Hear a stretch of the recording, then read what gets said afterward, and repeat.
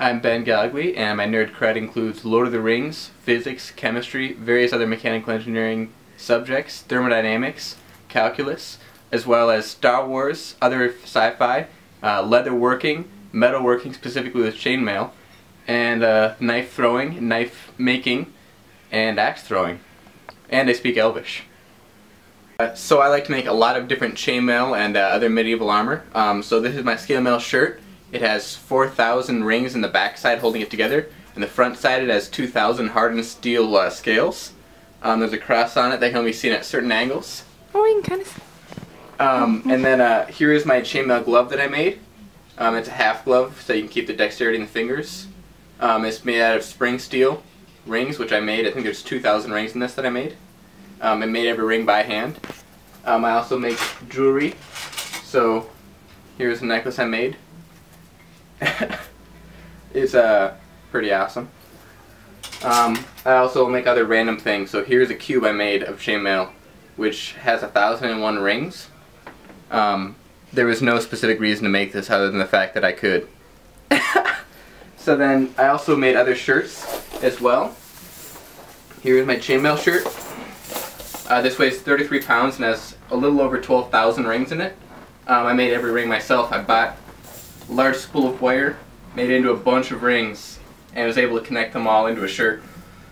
I recently also got into making plate armor.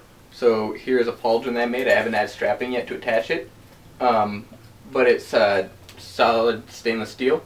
The backside is riveted together onto leather using brass solid rivets that I made. Then also, here's the breastplate I made. I made it kind of a cross between a Peace God breastplate and more of a standard medieval one that I had to hammer out myself on my anvil. Took a long time. And then the edges are curled over, so that way when a sword hits, when it gets slid off to the side, it doesn't stab you because it hits on the ridge. So I have a lot of weird oddities and quirks. One of them is, this is where I sleep. Which isn't too weird, except that I have a schedule for how I sleep.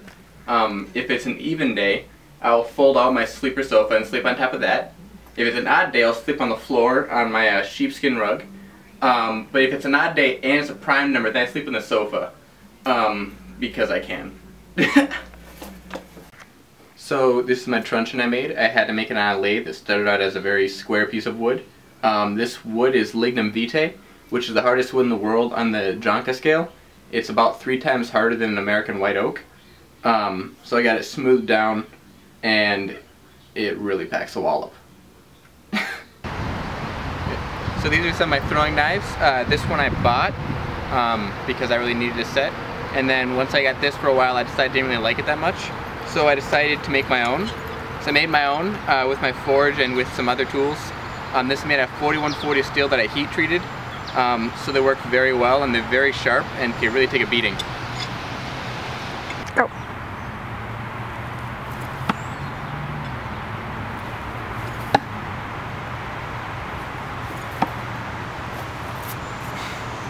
Okay.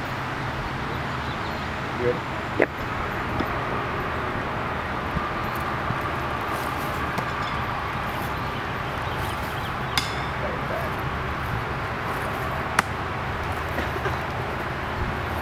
So here's my axe that I throw. I found the head in the garage of an old house. So I kind of went down and got all the rust off of it, and I rehafted it so I could use it for throwing. Ready? Yep.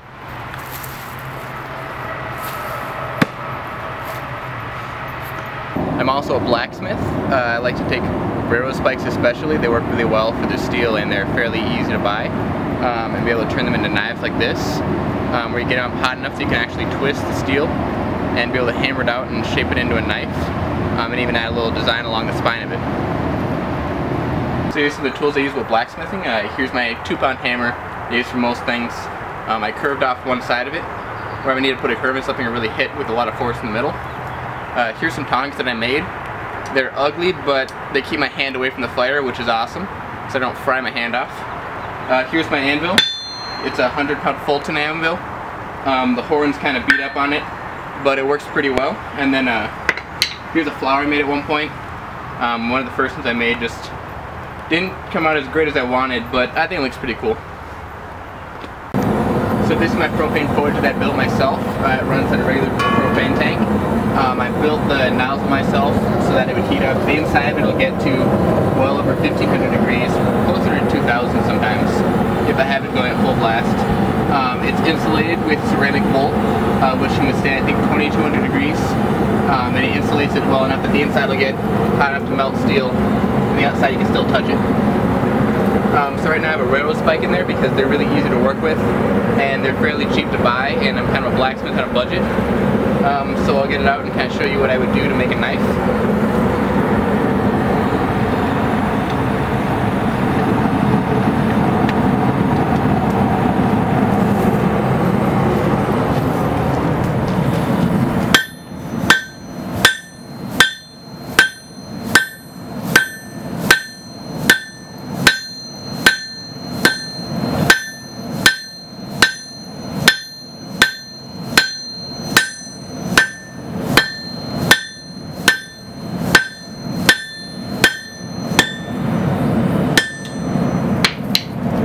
You can see it's starting to flatten out a lot and kind of take shape. So I put it back in the forge and reheat it up a few times. Probably get some large wrenches and put a twist in the handle to give it better grip and more of a cool design to it. Here's a leather cuff that I made using it's called a mystery braid. It's a way that I can get leather to braid, but the other side still be fully attached. Along with that, here's a leather armor shirt that I made, a jerkin of sorts.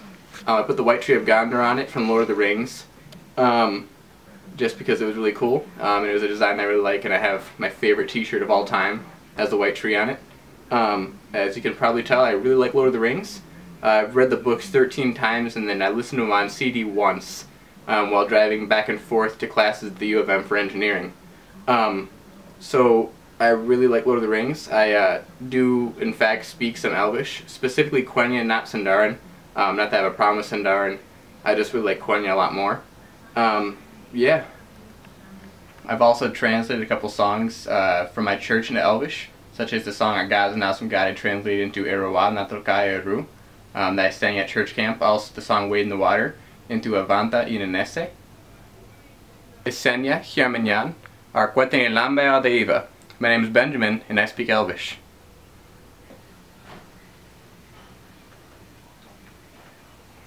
Oh, I didn't see you there.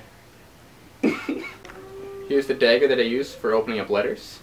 And here is what I use if I need to open a very large letter. Here's my whip that I made out of paracord. I got a couple hundred feet of paracord and was able to plate them all together so that they make a nice whip. Ready? Yep.